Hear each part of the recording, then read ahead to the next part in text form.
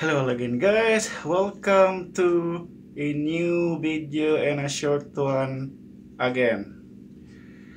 Pasensya gyud kaayo guys nga dili kay ko ka-upload og mga bag-ong video, pero ako siyang suwayan nga in 1 week siguro duha or tulo kay pertig yung bisiha sa trabaho guys diri sa hospital, kay daghan kayo mga project.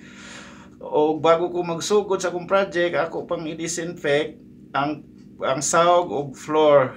So every time I always triple, quadruple that safety first, cause kay bawo na mo guys karong niabot nga COVID-19 nga dili gyud ni siya binuang guys, seryoso gud ni siya kaayo. So mag-amping ta perme, tapos himsog atong lawas, ya kinahanglan pud tang mag-exercise o gamay. Pwede man pud guys sa balay o mag-exercise guys.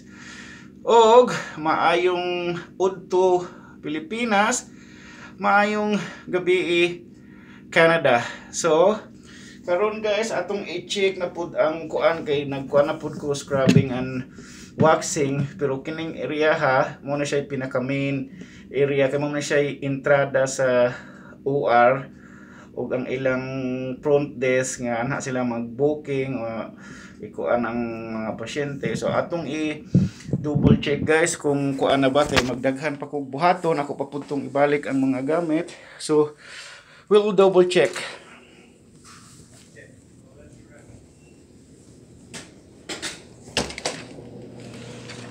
Mauna siya guys, nag-flooring na po guys, pero sinaw na po siya guys. Ya ako siyang gigamitag fan guys, kay mo na siya entrada sa OR guys, niyang mga nurses o doctor in and out. So ako siyang gibutang nga way diri guys. So guys, so medyo saba siya guys, pasensya kay nagamit kog fan.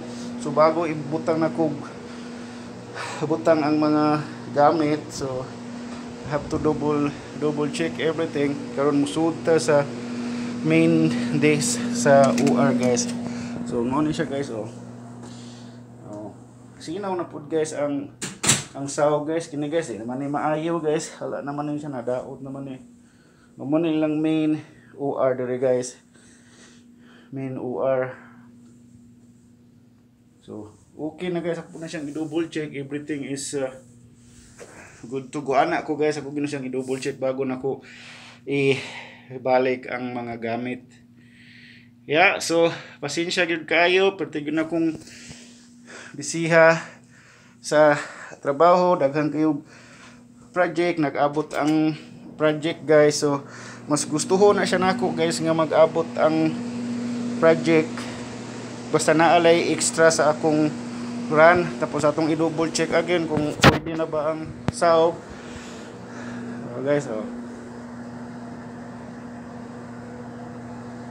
once again, we double check, we go sit down if we miss something.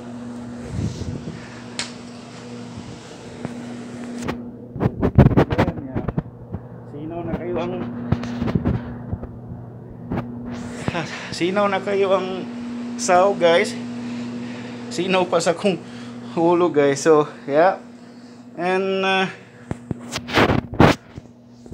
probably we call it a day. Stay safe, be healthy, stay at home. Thank you for watching guys. Peace out.